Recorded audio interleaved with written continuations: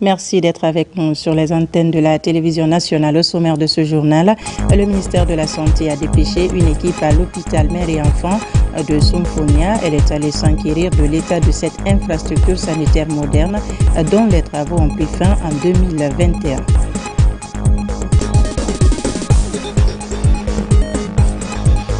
Inauguration d'un hôtel des finances publiques à Kindia, une cérémonie présidée par le ministre de l'économie et des finances. C'est pour rapprocher l'administration des services déconcentrés, à suivre dans ce journal avec Mamadi Gassama. Nous irons à Mamou pour parler de la lutte contre les produits prohibés, incinération d'une importante quantité de chanvre indien. C'est grâce à la vigilance des services de défense et de sécurité. C'est tout pour les titres. Bonsoir et vous êtes les bienvenus. À la une de l'actualité ce soir, à l'hôpital Mère et Enfants de Somphonia, une équipe du ministère de la Santé, c'est sur instruction du chef du département. Principale mission, faire l'état des lieux de cette infrastructure sanitaire moderne. Il faut préciser que les travaux sont achevés depuis 2011. Tierno Maroufba. À Somphonia, en périphérie de Conakry, se dresse un hôpital moderne dédié à la mère et à l'enfant. Vu de l'extérieur, ce bâtiment offre un spectacle de désespoir. Pourtant, l'édifice est achevé et équipé en 2021. Derrière cette image se cache une autre réalité. À l'intérieur, le visiteur découvre la qualité des installations, fruit de la coopération maroco-guinéenne à travers la fondation Mohamed V.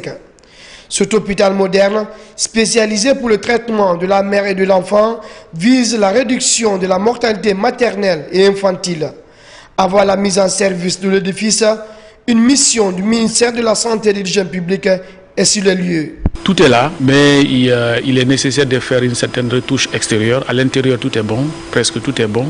Mais à l'extérieur, on a besoin de faire un certain nombre d'aménagements pour que l'hôpital soit vraiment opérationnel.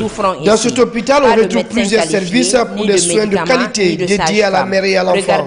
Avec ces 4 blocs opératoires, on compte près de 100 lits, un laboratoire moderne, un scanner de 64 barrettes, des salles d'accouchement modernes, une conduite d'oxygène médical et une salle pour les enfants prématurés. L'infrastructure dispose des équipements modernes adaptés pour la prise en charge des grossesses à risque et la formation du personnel soignant. C'est un hôpital moderne, digne de nom, et les équipements aussi sont de bonne qualité, les mobiliers sont de bonne qualité.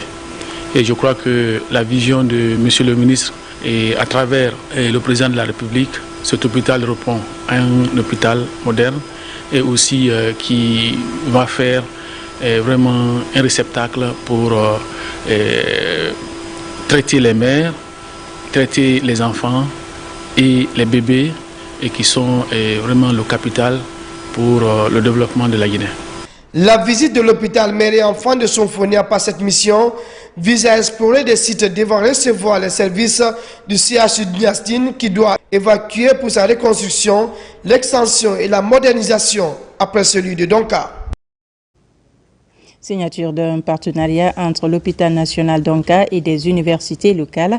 L'objectif est de transmettre les valeurs du CHU afin de développer les compétences des futurs professionnels en médecine. Il s'agit également de les préparer à servir efficacement selon les standards internationaux partout dans le pays. Plus de détails avec Tierno Ousmane Diallo. Après avoir expérimenté avec succès un nouveau style de gestion hospitalier, le CHU d'Onka entame une phase d'ouverture pour impacter plus grandement le système de santé en offrant des opportunités de formation pratique aux étudiants dans un cadre repensé.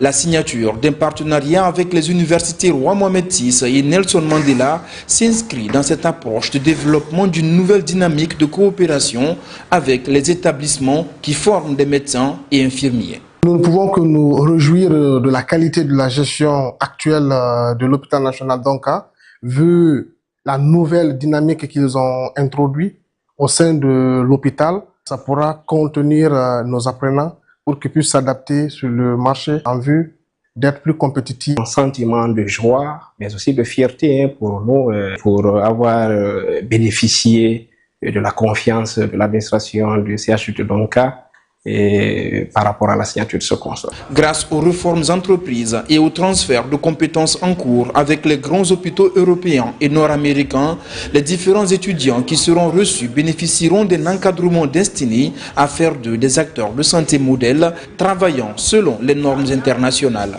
L'hôpital national Donka, elle est très volontaire à une formation de qualité de nos professionnels de santé, nos paramédicaux. Pourquoi?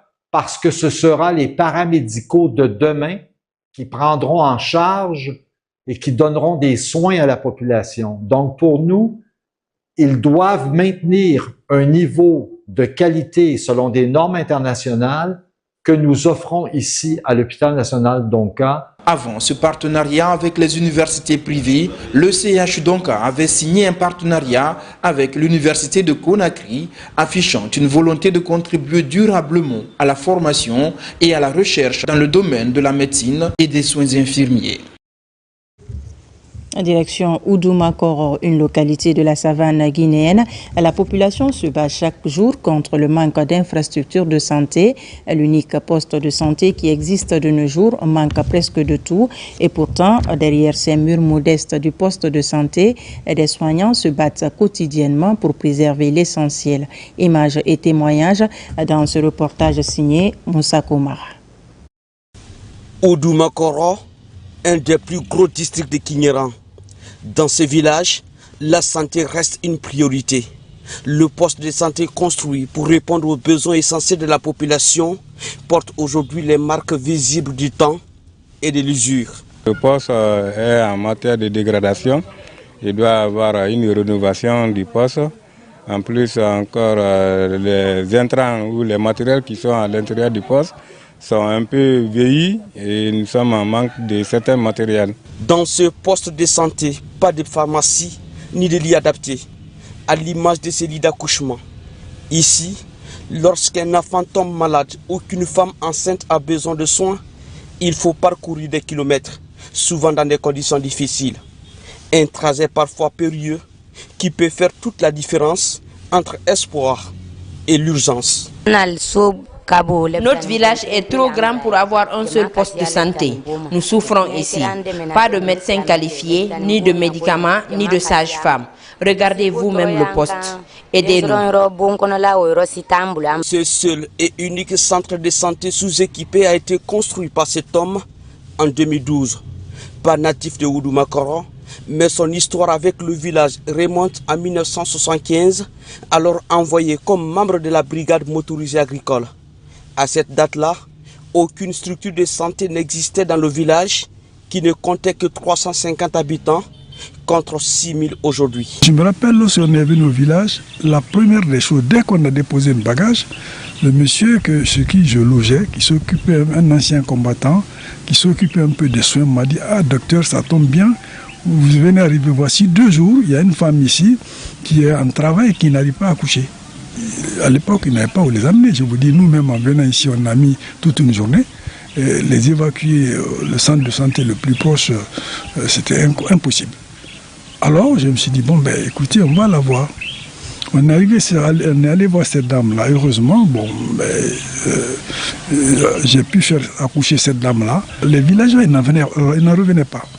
Donc ça a été bien accueilli.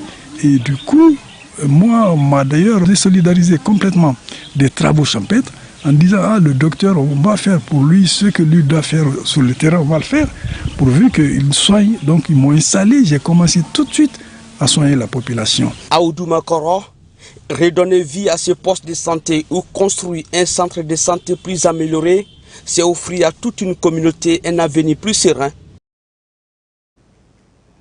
Dans l'actualité également, pour la première fois, la Guinée accueille 2 figures majeures du cinéma mondial. Il s'agit de Jonathan Meyers et Megan Good Meyers. Cette visite officielle marque un tournant, une Guinée qui ne se contente plus d'être une terre d'origine, mais qui s'affirme désormais comme une destination d'avenir. Compte rendu Fatmata Kourouma, Mandio Sidibé. La République de Guinée a vécu ce jeudi 9 janvier 2026 un moment à forte portée symbolique et stratégique. À l'aéroport international Ahmed Sékou Touré de Conakry, le pays a accueilli pour la première fois 2 figures majeures du cinéma hollywoodien, Jonathan Mayors et Meagan Good Mayors, en visite officielle en Guinée. Une initiative portée par le ministère de la Culture et de l'Artisanat en partenariat avec CBC Worldwide Communication qui s'inscrit dans une dynamique assumée de diplomatie culturelle et de repositionnement de l'image de la Guinée sur la scène internationale. Au-delà d'une simple visite, ce séjour marque une étape importante dans le rapprochement entre la Guinée et la diaspora afro-américaine et africaine. Il prévoit notamment la réalisation d'un shooting éditorial exclusif destiné à la couverture du prestigieux magazine Rolling Stone Africa, mais surtout l'engagement du processus de naturalisation des 2 acteurs en tant que citoyens guinéens. Un geste fort, à la fois politique, culturel et identitaire, un retour assumé vers la terre des origines.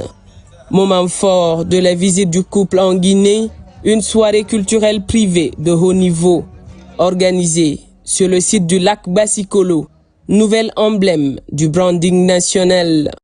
Un lieu qui incarne la vision présidentielle du rayonnement culturel dans le cadre du programme Simandou 2040, notamment son pilier 2, éducation et culture, à travers la composante Branding Guinée, la Guinée fait, qui a pour objectif de vendre la destination Guinée au monde.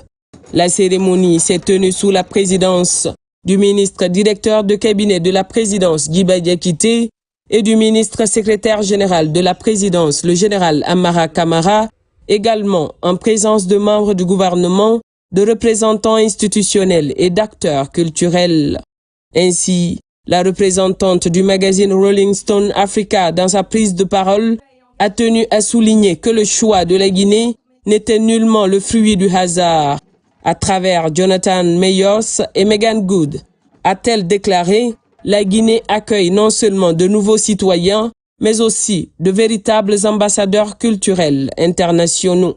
Lorsque notre équipe à Rolling Stone Africa, sous le leadership de notre CEO David Romuald Bellegarde Smeralda, ici présent, a choisi la Guinée, ce ne fut en rien le fruit du hasard.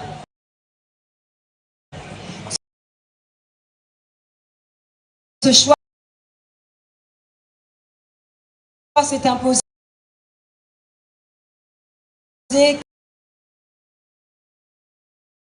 comme une évidence portée par l'histoire singulière de ce pays, par sa souveraineté affirmée, par la force de son identité culturelle et par le courage d'un peuple qui a toujours su se tenir debout, même face à l'adversité. On ne devient pas guinéen qui le veut. On devient guinéen par la volonté réelle et profonde de contribuer positivement à cette société, à ce pays et à toutes ses communautés. Et c'est précisément cette volonté qui habite les Majors ici présents. Dans un monde hollywoodien souvent perçu comme superficiel, Meagan Good Majors et Jonathan Mayors sont parmi les êtres les plus vrais, les plus ancrés, les plus conscients que je connaisse. Alors la Guinée n'a pas seulement accueilli 2 citoyens de plus, la Guinée a gagné 2 ambassadeurs d'exception. 2 voix puissantes qui choisiront de porter ce pays avec dignité, respect et engagement. 2 artistes qui ne viennent pas prendre mais construire, pas briller seuls mais éclairer collectivement. Dans son allocution, le ministre directeur de cabinet de la présidence Guiba Diakité a salué la beauté du lac Basikolo, un espace où se rencontrent désormais modernité et tradition, avant de souhaiter la bienvenue aux invités de marque. Je ne savais pas que le lac Basikolo était aussi magnifique. La nuit, ce lac devient le symbole du trait d'union entre l'art et l'héritage. L'héritage de nos ancêtres. Et je pense que c'est l'occasion de les rendre hommage. C'est avec solennité, fierté, émotion sincère que la République de Guinée vous accueille ce soir sur la terre africaine de Guinée, sur ce site symbolique qui représente l'âme de nos ancêtres, le Bassi-Kolo. Une infrastructure de branding Guinée, la Guinée-Fi.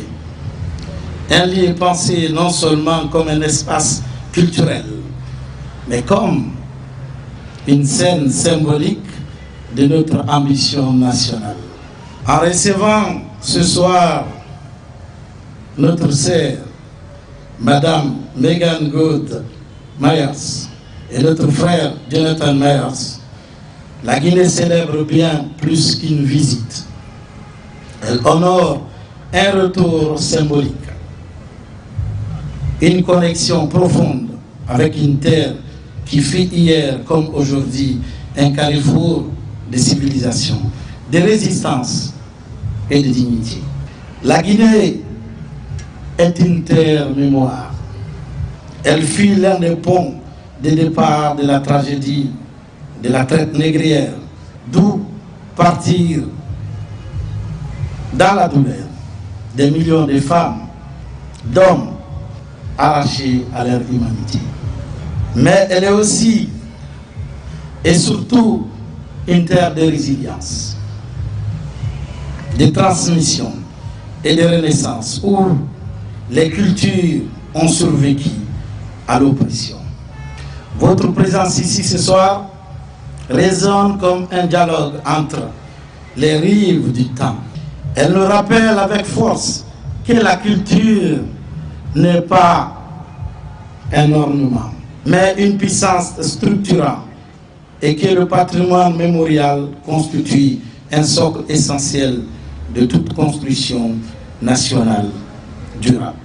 Il a également rappelé les 3 objectifs majeurs du projet Branding Guinée, un symbole fort, d'autant plus que cette cérémonie constitue le tout premier événement officiel organisé sur le site du lac Bassi-Kolo depuis son aménagement. La Guinée que vous découvrez est un pays qui assume pleinement sa souveraineté politique et économique. Un pays riche de ses langues, de ses rythmes, de ses traditions, de ses sites historiques et de ses paysages, et qui fait désormais le choix stratégique de transformer cette richesse en un levier d'attractivité internationale. Nous ambitions de faire de la Guinée, à travers le programme Simandou 2040, pour les 15 prochaines années, un pays de destination, où nous appelons le monde entier à venir bâtir avec nous ensemble une prospérité partagée. C'est le sens profond du projet Branding national de Guinée que nous appelons la Guinée-Fi, qui repose sur 3 objectifs clés. Premièrement, attirer les investisseurs pour accélérer le développement économique durable de notre pays. Deuxième objectif de ce projet de Branding national de Guinée, c'est la culture, pour valoriser notre identité, les valeurs héritées de nos ancêtres. Le 3e objectif du projet Branding Guinée, c'est le tourisme.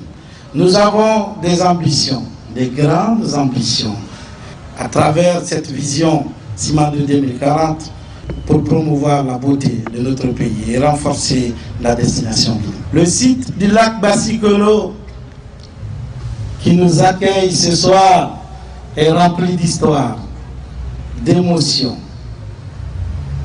incarne parfaitement cette ambition. Il est à la fois un lieu de transmission culturelle, une infrastructure moderne et une vitrine du branding national de Guinée, la Guinée-Fi. La Guinée possède tous les atouts pour figurer parmi les destinations d'exception à l'échelle mondiale. Cette dynamique trouve sa cohérence dans la vision portée par le président de la République, son Excellence le président Mamadi Doumbouya.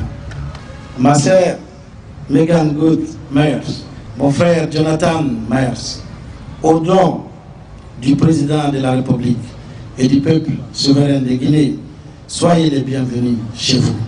La cérémonie a également été marquée par la remise de passeports diplomatiques au couple Meyers, accompagné de cadeaux symboliques, témoins de l'hospitalité et de l'identité guinéenne.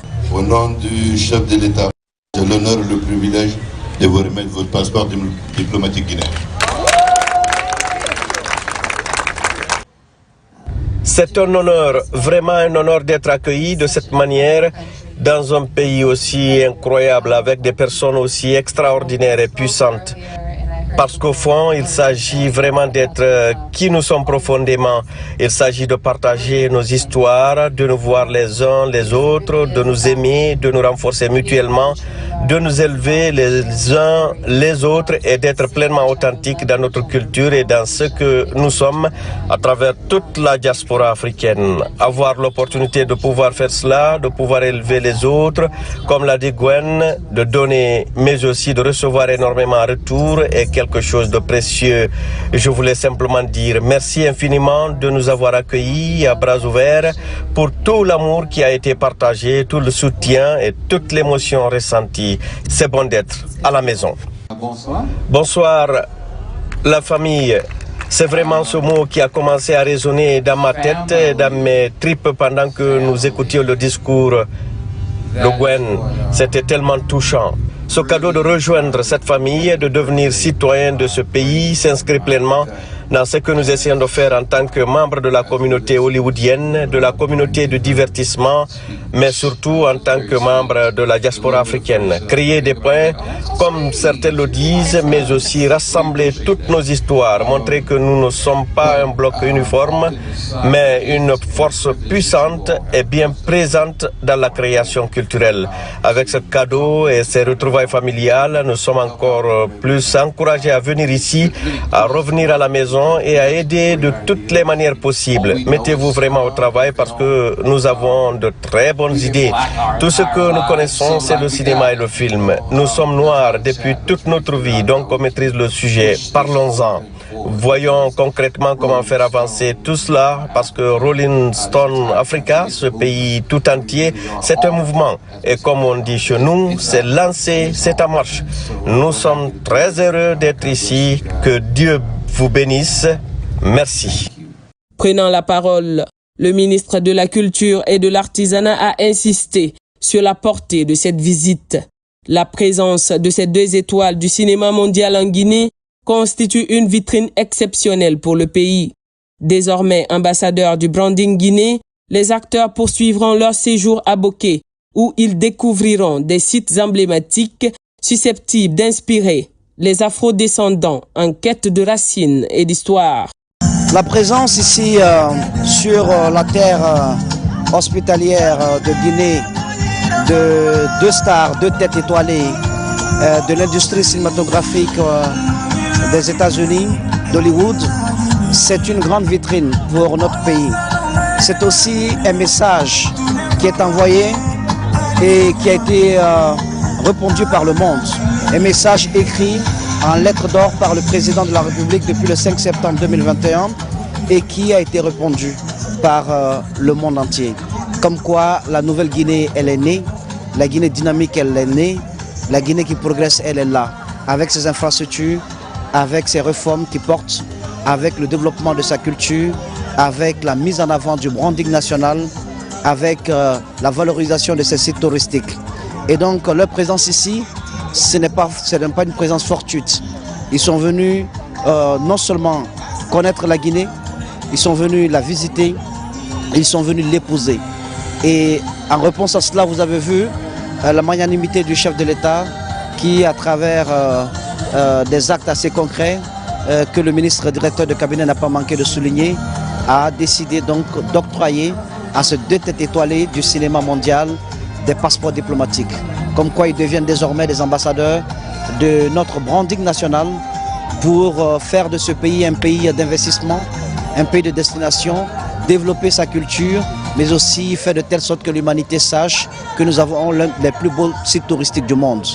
Et tout cela contribue aussi au niveau du ministère de la Culture à faire de ces 2 têtes étoilées des ambassadeurs du cinéma guinéen. Et tout ça permettra d'enrichir nos jeunes cinéastes, de renforcer leurs capacités et de créer des ponts avec tout le réseau que l'on connaît. Et c'est le bien fondé de leur présence ici. Ils vont visiter les îles de l'Os, ils vont voir les plus beaux sites. Et cela peut amener à la délocalisation de certains grands films qui ont des budgets colossaux, qu'ils tournent aux États-Unis. Nous pouvons accueillir des séquences de ces grands films sur le territoire guinéen. Ça fait des emplois pour certains agents du cinéma, Ça fait également de l'argent pour les communautés qui vivent autour de ces sites, qui vont abriter donc ces tournées de prise de vue, de plans de tournage de films. Ça permettra également à la Guinée d'être vendue un peu partout parce que ce sont des films qui refoulent du monde dans les salles de cinéma. Et donc je pense que cette opportunité est assez grande et nous sommes très contents d'avoir vraiment pu structurer ce programme et surtout sur le site Basikolo, qui est le lac Basikolo qui est devenu aujourd'hui l'un des plus beaux sites de notre capitale, une vraie carte postale. Nous devons aller avec nos invités à Boké pour qu'ils puissent découvrir la Guinée, le tronçon, la route des esclaves.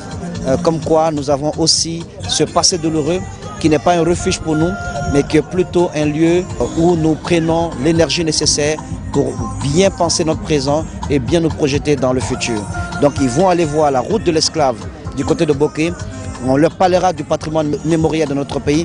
On leur parlera de ces milliers ou ces millions d'esclaves qui ont quitté les côtes guinéennes pour aller travailler dans les champs de canne à sucre aux États-Unis. Et cela pourrait attirer, avec un bon accompagnement derrière, des afro-descendants en quête d'origine, en quête de repères, en quête de sources. Même satisfaction du côté du ministre du Tourisme et de l'Hôtellerie qui s'est félicité d'une initiative appelée à renforcer la visibilité internationale et l'attractivité de la destination Guinée. On salue la générosité du président de la République, le général Mamadi Doumbouya, qui a voulu le faire honneur d'être des citoyens guinéens. Je pense que c'est quelque chose qu'il faut saluer. C'est un premier geste et c'est sûr que derrière, on aura encore beaucoup d'acteurs afro-américains qui viendront s'intéresser à ce qui se passe en Afrique, mais particulièrement en Guinée. Aujourd'hui, c'est des stars hollywoodiens. Demain, ça peut être des stars de la musique qui viendront aussi s'intéresser à ce qui se fait. Tout ça, c'est à mettre à l'actif du président pour le repositionnement de la Guinée. En tant que ministre du Tourisme, je me félicite de cette démarche qui va concourir à promouvoir la destination Guinée. Vous savez, promouvoir une destination, certes, il y a une partie de l'État, mais aussi on a besoin des ambassadeurs comme Meghan et Jonathan qui vont encore donner beaucoup plus de cachet en tournant des films sur nos territoires, en montrant tous les trésors qu'on a, les îles paradisiaques, les plages, mais aussi les zones protégées, qui vont permettre à beaucoup d'autres qui avaient des idées très arrêtées sur la Guinée et ses destinations pour se dire qu'il y a quelque chose de grandiose qui se passe en Guinée et venir pourquoi pas découvrir notre Guinée. Et tout ça concourt à l'ambition du chef de l'État qui est de faire non seulement du tourisme un des piliers de notre développement, mais aussi promouvoir la Guinée pour qu'on atteigne 2 millions de visiteurs, mais aussi 5% sur le PIB. On sait que le tourisme est porteur de créateurs d'emplois, mais aussi de richesses qui vont directement bénéficier à nos populations. Le président du conseil d'administration de la CTG a quant à lui rappelé que le lac Basikolo, autrefois réduit en un amas de ruines, est aujourd'hui devenu une infrastructure moderne, symbole de transformation urbaine et de renouveau. Le branding national, la Guinée fait faire de la Guinée une destination internationale, prend forme. Aujourd'hui, nous recevons un couple de stars de Hollywood qui a choisi notre pays parce que la nouvelle vision qui se dégage dans notre pays attire de par le monde.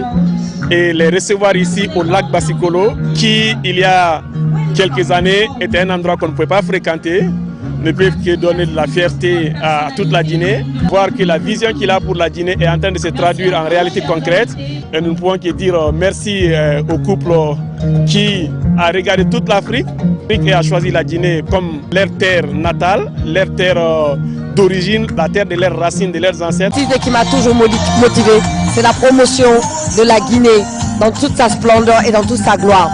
Et pour moi, c'était important que nous puissions recevoir des acteurs venus d'Hollywood du calibre de Megan Good Majors et de son mari Jonathan Majors qui viennent en Guinée pour être citoyens guinéens. Et moi, je pense qu'en termes de publicité de notre pays, on ne pouvait pas trouver mieux. Voici des acteurs accomplis, américains, qui ont une vie fantastique aux États-Unis, mais qui décident de revenir sur le continent africain, d'aller à la recherche de leur héritage et de choisir la Guinée comme point de chute. Pour moi, je pense que ça dénote encore le travail que, en termes de branding, nous sommes en train de faire. Parce qu'aujourd'hui, nous vendons l'image de notre pays, nous vendons toutes les opportunités qu'il y a en Guinée. Et vraiment, je ne peux être que fier d'être guinéenne. Et je peux être que contente de voir ce projet vraiment se réaliser. Jonathan Mayors et Megan Good Mayors ne sont pas de simples visiteurs de marque. Ils incarnent deux trajectoires majeures du cinéma mondial. Révélé par des rôles puissants et engagés, Jonathan s'est imposé comme l'un des acteurs les plus influents de sa génération. À ses côtés, Megan Good, figure emblématique du cinéma et de la télévision américaine depuis plus de 2 décennies, s'est distinguée par des rôles marquants et une influence forte au sein des communautés afrodescendantes.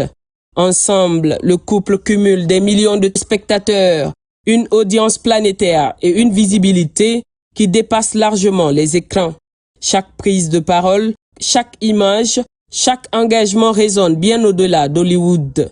En les accueillant comme citoyens et ambassadeurs, la Guinée s'offre une vitrine mondiale, capable de raconter son histoire, sa culture et ses paysages à une génération en quête de sens, d'identité et de racines.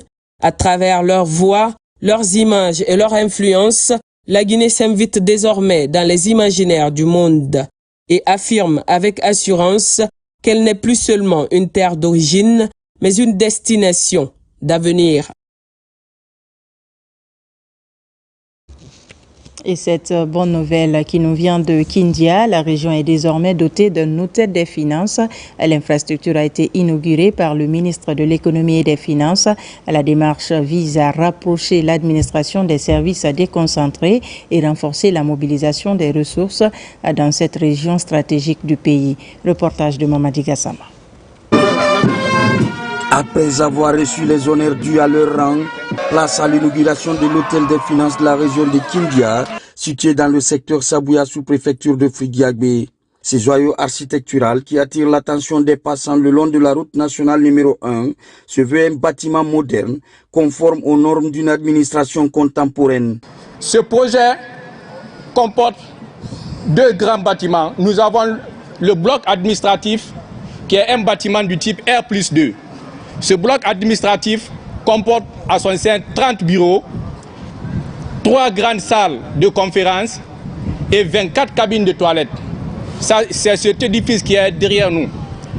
Aussi, nous avons le logement du trésorier. Financé par le budget national de développement, l'ouvrage accueille désormais les principaux services économiques et financiers de la région, avec pour mission d'optimiser la gestion et la mobilisation des ressources publiques. Cet édifice multidimensionnel va accroître l'efficacité et renforcer la fluidité des services financiers, optimisant le traitement et le suivi des dossiers financiers.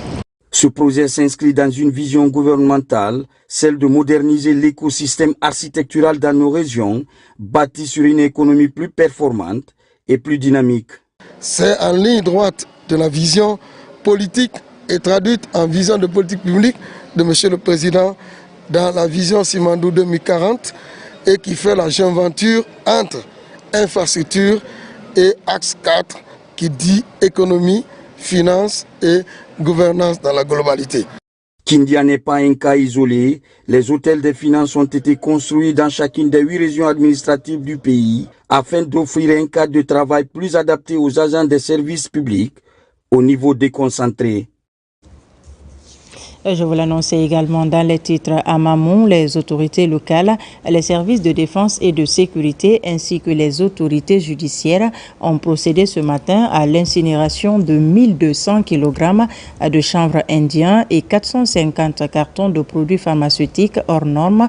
Cette opération a été rendue possible lors d'une patrouille mixte dans certaines localités situées à la frontière entre la Guinée et les pays voisins. Mamadou Paté Baldé est notre correspondant dans la région. Depuis quelques mois, les services de sécurité et de défense ont déclenché une vaste opération de démantèlement des réseaux de bandits de grand chemin et leurs complices et des vendeurs et consommateurs de drogue et de stupéfiants dans la région. Cette opération mixte a permis à la saisie d'une importante quantité de chanvre indien et de produits pharmaceutiques impropres à la consommation. Nous sommes donnés comme politique pénale de faire de la lutte contre la consommation de la drogue et la commercialisation des produits nos priorités. Une enquête est déjà ouverte depuis très longtemps. Nous sommes en train de rechercher les personnes qui sont impliquées dans la commission de ces infractions, c'est-à-dire le transport du chanvre indien à Mamou et également le transport des produits impropres à la consommation. En provenance de certaines localités situées à la frontière entre la Guinée et certains pays voisins, ces 1200 kg de chanvre indien et ces 450 cartons de produits pharmaceutiques hors normes ont été saisis pendant qu'ils étaient prêts à être livrés aux vendeurs et aux consommateurs. À la population, c'est vraiment continuer à aller acheter les médicaments dans les structures de santé, dans les pharmacies agréées. Le marché n'est pas fait pour les médicaments. Mais si on va au marché pour acheter un médicament ou en brousse pour acheter un médicament, ce n'est pas un médicament qu'on est en train de prendre, c'est un poison. Pour nous, vraiment, il s'agit de saisir ces opportunités et continuer à déceler de tels produits dans la société pour que notre jeunesse puisse vivre dans la santé. C'est donc à Donkiwal, lieu habituel situé à 2 km du centre-ville, que les autorités locales ont choisi pour procéder à l'incinération de ces produits nuisibles à la santé des populations. Pour dénicher les bandits et leurs complices dans la cité et faciliter la libre circulation des personnes et de leurs biens, les services de sécurité et de défense de Mamou en appellent à une franche collaboration avec les citoyens pour que règne la paix et la quiétude sociale dans la cité. Et pour terminer, c'est parti pour la foire d'exposition des produits asiatiques à Conakry, une première édition qui ouvre des opportunités d'affaires commerciales entre la Guinée et les pays du continent asiatique. De nouveaux produits sont disponibles sur place pour le bonheur des citoyens qui sillonnent les différents stands. Nabila Moussa Kamara a fait un tour au Palais du Peuple. Suivez son reportage. Cette première édition met en valeur une gamme de produits et divers articles asiatiques ici au Palais du Peuple. À cette occasion, de nombreux citoyens se sont déplacés pour se procurer des nouveaux produits de qualité venus du continent asiatique. J'invitais toutes les gens de Conakry, même de la Guinée, pour arriver à profiter ici. Il y a les bonnes choses, il y a les nouvelles choses. Ici, on fait si tu achètes tes tissus chez nous, on fait la couture rideau gratuite. Ça, c'est la promotion de la foire. Les prix même, c'est abordable. Il y a aussi, on fait beaucoup de choses, beaucoup de nouvelles choses et qualité. La foire d'exposition des produits asiatiques à Conakry constitue également une plateforme d'échange économique renforçant les liens de coopération entre la Guinée et les pays du continent asiatique. À travers cette foire, une perspective de développement mutuel est en vue. Ils ont suivi les démarches auprès du ministère du Commerce. Ils ont eu des autorisations il y a plusieurs mois. Finalement, ils sont là avec des produits authentiques de chez eux parce que c'est les échanges commerciaux. C'est à la fois eux chez nous et nous aussi chez eux. Donc, c'est des partenaires syriens installés en Turquie généralement qui sont venus ici pour cette exposition. Nous leur souhaitons bonne chance et nous espérons qu'ils vont beaucoup commercer, beaucoup vendre à Conakry pour leur pousser à venir faire la deuxième édition l'année prochaine. Oui, l'impression est bonne. Je suis venue et j'ai trouvé qu'il expose des jolies choses. Et moi, j'ai profité à l'occasion à acheter quelques articles qui me plaisent et que je trouve que oui, c'est très bien pour moi. Avec l'implication du ministère du Commerce, la foire d'exposition des produits asiatiques à Conakry se poursuit avec la disponibilité de nouveaux produits. Les initiateurs comptent faire de cet événement un moyen de renforcer la coopération commerciale entre l'Asie et le reste du monde. Voilà qui m'a fait à ce journal. Merci de nous avoir reçus chez vous. L'actualité se poursuit sur notre site le www.rtgguinée.info. Je vous dis à très vite pour d'autres informations de la Guinée, notre paradis, terre de richesse et d'innovation.